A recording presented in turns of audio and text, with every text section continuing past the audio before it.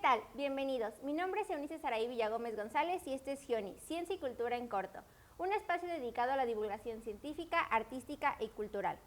El día de hoy tenemos el placer de abordar el tema de la biología vegetal, el efecto de la luz en las plantas. Este tema es clave para entender cómo la luz, más allá de la fotosíntesis, afecta a las plantas. Para ello, contamos con la presencia del doctor Humberto Aguirre Becerra, con el artículo La luz y el efecto sobre las plantas. El doctor Aguirre es ingeniero en automatización con línea terminal en instrumentación y control de procesos. Tiene una maestría y un doctorado en ciencias de ingeniería de biosistemas por parte de la Universidad Autónoma de Querétaro. Doctor, muchísimas gracias por acompañarnos el día de hoy. ¿Cómo se encuentra? Muy bien, muchas gracias. Muchísimas gracias por la invitación. Doctor, me gustaría comenzar preguntándole cuál fue su motivación principal para realizar esta investigación sobre el efecto de la luz en las plantas. ¿Qué aspectos de este tema fueron los que lo llevaron a profundizar? Bueno, actualmente la producción de alimentos a nivel internacional está en crisis debido a que tenemos diferentes cambios. Por ejemplo, el cambio climático pues nos está produciendo diferentes patrones de temperatura, diferentes patrones de humedad. Tenemos cambios en el uso de suelo, cada vez los suelos son menos fértiles, además de otros que están relacionados con temas sociales y temas políticos. En este sentido, todas las carreras, todas las tecnologías tienen que abonar para que cada vez podamos producir una mayor cantidad de alimentos en una menor superficie e inclusive, hablando específicamente de este tema, poder producir alimentos sin la necesidad de tener la radiación solar. En este sentido, pues las fuentes artificiales de iluminación son necesarias para poder producir cultivos que se denominan indoor y que no necesitemos de la radiación solar para que tengamos una superficie amplia, nosotros podamos tener una superficie con el mayor rendimiento por unidad de superficie. Doctor, pasando un poquito más a la parte del artículo, mencionaba la radiación fotosintéticamente activa y que era muy fundamental para las plantas, pero ¿nos podría explicar un poco qué es y por qué es tan importante la radiación y cómo afecta el metabolismo de las plantas? Ok, nosotros recibimos la radiación del sol, o sea, nuestra fuente de radiación es el sol. El sol nos manda muchas longitudes de onda, sin embargo, no todas estas longitudes son aprovechadas por las plantas. De hecho, hablando en términos generales, las plantas son de color verde. Esto significa que reflejan la longitud de onda correspondiente al color verde.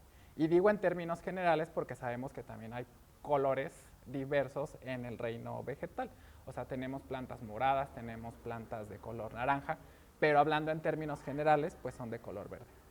Esto significa que reflejan el color verde y solamente utilizan las longitudes de onda correspondientes al color azul y correspondientes al rojo, ultravioleta y rojo lejano. Estas 4 longitudes de onda son las que ellas ocupan para el proceso de fotosíntesis y el proceso de fotosíntesis para la producción de biomasa. Excelente, creo que va un poquito relacionada a la siguiente pregunta porque es de los fotorreceptores. ¿Nos podría decir, explicarnos qué son los fitocromos, fototropinas y criptocromos y qué papel juegan en la adaptación de las plantas a diferentes longitudes de onda, como lo mencionaba? Exactamente. Cuando hablamos de luz en las plantas, siempre lo primero que se nos viene a la mente es el proceso de fotosíntesis, que está relacionado con el metabolismo primario y está relacionado con la producción de biomasa para las plantas, en términos más sensibles para que las plantas puedan crecer. Pero hay otros procesos dentro de las plantas que no están relacionados con el proceso de fotosíntesis, que es, por ejemplo, el metabolismo secundario. Estos fotorreceptores que nos comentas están relacionados con otros procesos, por ejemplo, con el fototropismo, que, por ejemplo, cuando nosotros ponemos una planta cerca de una ventana, la planta va a tender a inclinarse a la fuente de iluminación. Entonces, este experimento donde los niños de primaria ponen un frijol en una caja y la planta busca la luz, es lo que se conoce como fototropismo y no está relacionado íntimamente con el proceso de fotosíntesis, sino que está relacionado con estas moléculas que se llaman fotorreceptores. Otro ejemplo es el ciclo circadiano, que las plantas junto con la temperatura toman la decisión de entrar en proceso de floración para producir un fruto. Y hay otros procesos que también están relacionados con la detección de fuentes de iluminación para defenderse de excesos de radiación. En fin, o sea, las plantas tienen muchos procesos que están íntimamente relacionados con la luz, que son mediados por estas moléculas que se llaman fotorreceptores. bueno, pasando, es un poquito similar la pregunta, pero sería ¿cómo influyen los distintos tipos de luz, como la luz artificial o la LED? Ya lo mencionó más o menos, pero si no lo pudiera explicar más detalladamente. O de la alta presión del sodio en comparación de la luz solar, que sería como la natural, en el desarrollo de las plantas, y qué efecto tendrían esto sobre los fotorreceptores que ya nos estuvo mencionando. Bueno, todas las plantas han evolucionado bajo los efectos de la radiación solar, entonces prácticamente están adaptadas a la luz del sol. Sin embargo, para poder producir cultivos en lugares cerrados, necesitamos fuentes artificiales de iluminación. Desde que se descubrieron o se inventaron ciertas fuentes de iluminación, por ejemplo, la primera pues fue mediante el método de la incandescencia, se empezó a investigar las fuentes de iluminación artificial sobre las plantas. Sabemos que la incandescencia pues tiene ciertas desventajas, como que produce mucho calor, entonces llega a afectar a las plantas. Posteriormente salieron los focos ahorradores y después salieron las lámparas de alta presión de sodio. Las lámparas de alta presión de sodio tienen la ventaja de que su espectro electromagnético es muy parecido a la radiación solar. Sin embargo, generan muchísimo calor y calientan el ambiente, y esto puede generar algunas desventajas para los cultivos. En este sentido, la aplicación de tecnología LED, que pues es la más actual, ha permitido experimentar nuevas cosas en estos cultivos, porque además tienen la ventaja de generar picos espectrales. ¿Qué quiere decir? Que yo puedo tener un LED rojo de cierta longitud de onda que tenga afinidad con los fotorreceptores o con las clorofilas dentro del proceso de fotosíntesis. Entonces nosotros podemos implementar fuentes de iluminación con las longitudes de onda que queramos y con la intensidad que nosotros queramos para estos cultivos con estas nuevas tecnologías. Qué interesante. Bueno, ya nos había mencionado también del metabolismo primario, pero pasando al metabolismo secundario, seguramente le interesará a nuestra audiencia qué es y cuál es su importancia en las plantas, pero también cómo nos podría beneficiar a nosotros. Exactamente. Sabemos que las plantas son organismos sesiles. Esto significa que no se pueden mover. Entonces, cuando una planta está bajo un tipo de estrés, tiene que producir ciertos compuestos para poder defenderse. Por ejemplo, cuando un herbívoro la ataca, tiene que producir ciertos compuestos que son volátiles para poder inclusive avisar a otras plantas de que está siendo atacada. En este sentido, tenemos muchos tipos de estrés. Unos de ellos están relacionados con las fuentes de iluminación. Por ejemplo, en días de verano, cuando tenemos mucha radiación solar, a través de ciertos fotorreceptores como el VR8, la planta detecta que está recibiendo excedentes de radiación ultravioleta. Entonces, por ejemplo, nosotros como seres humanos, ante excesos de radiación, producimos una pigmentación para defendernos de la radiación ultravioleta. Lo mismo pasa con las plantas. Ellas producen otro tipo de pigmentaciones para defenderse de altos niveles de radiación. Y también es importante para nosotros porque casi todos estos compuestos que las plantas producen en su metabolismo secundario funcionan como medios antioxidantes cuando nosotros los comemos. Entonces, todos estos productos o todas estas moléculas que se producen en el metabolismo secundario son benéficos para la salud humana. Entonces, buscamos consumir estos alimentos, y si las fuentes de iluminación nos ayudan a producirlos, pues esto genera un valor agregado en el cultivo. También nos había mencionado sobre el ciclo circadiano de las plantas. Bueno, ¿nos podría explicar un poco más qué es esto del reloj biológico que ayuda a las plantas a, bueno, tengo entendido que anticipar cambios en su entorno? ¿Cómo funciona eso en las plantas? Todos los seres vivos, o la mayoría de los seres vivos, tenemos un ciclo circadiano. ¿Esto qué quiere decir? Por ejemplo, en los seres humanos se ve muy evidente cuando viajamos, tenemos un jet lag, porque nuestro ciclo biológico de la duración del día y de la hora cambia. Las plantas también, a través de estos fotorreceptores, tienen un ciclo circadiano. Este ciclo circadiano también está relacionado con la temperatura, porque, por ejemplo, en días de invierno tenemos días más cortos en cuanto a la duración de la radiación solar, pero también tenemos días más fríos. Entonces, esto le permite a las plantas tomar decisiones de entrar en periodos de hibernación, o les puede dar para tomar decisiones de ya no generar fruto o ya no generar flores, o cuándo sí generarlas. Entonces, es así como en primavera las plantas pueden conocer que ya es primavera y que tienen que producir follaje, o que tienen que producir flores, y que tienen que producir estas flores para poder generar un fruto y entrar en una etapa de reproducción. Doctor, bueno, como se menciona en el artículo, sabemos que la luz no siempre es beneficiosa para las plantas. Nos gustaría que pudiera profundizar un poco más en los efectos de la radiación UVB, como se describe en el artículo, en qué efectos puede tener esta radiación y qué mecanismos tienen las plantas para poder protegerse. Ok, dentro de la radiación solar, o sea, la radiación que recibimos del sol, encontramos tres tipos de radiación ultravioleta, la ultravioleta tipo A, la tipo B y la tipo C. La radiación ultravioleta tipo C sí tiene o sí puede hacer cierto tipo de daños en las plantas e inclusive en los seres humanos. Sin embargo, la capa de ozono la filtra por completo. Este tipo de radiación ultravioleta se llega a utilizar inclusive en lámparas de desinfección.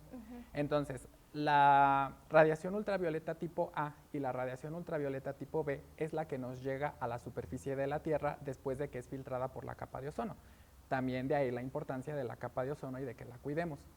De esta radiación de la ultravioleta tipo A y la ultravioleta tipo B, alrededor del 95 al 97, 98% es radiación ultravioleta tipo A.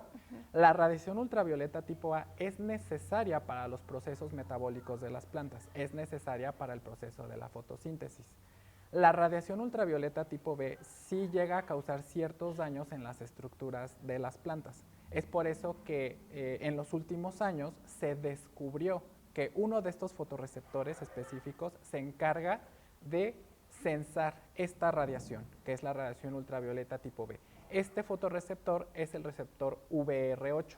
Entonces, este receptor, cuando sensa altos contenidos de radiación ultravioleta tipo B, genera o activa ciertas cascadas de señalización que terminan en la producción de ciertos compuestos, de ciertos metabolitos secundarios, para que la planta pueda defenderse de altos niveles de radiación solar. Ok, bueno, regresándonos un poquito a la parte de la fotosíntesis, sabemos que es uno de los procesos pues, más importantes para la vida de las plantas, y en el artículo se menciona que este proceso consta de dos fases, ¿no? La parte luminosa y la parte oscura. Nos encantaría que nos pudiera explicar a grandes rasgos cómo las plantas transforman la luz en energía y por qué es tan importante para nosotros los seres humanos. Ok, dentro del proceso de fotosíntesis tenemos estas dos partes que son importantes, la parte luminosa y la parte oscura. El proceso de fotosíntesis comienza con la percepción de las plantas de la fuente de iluminación.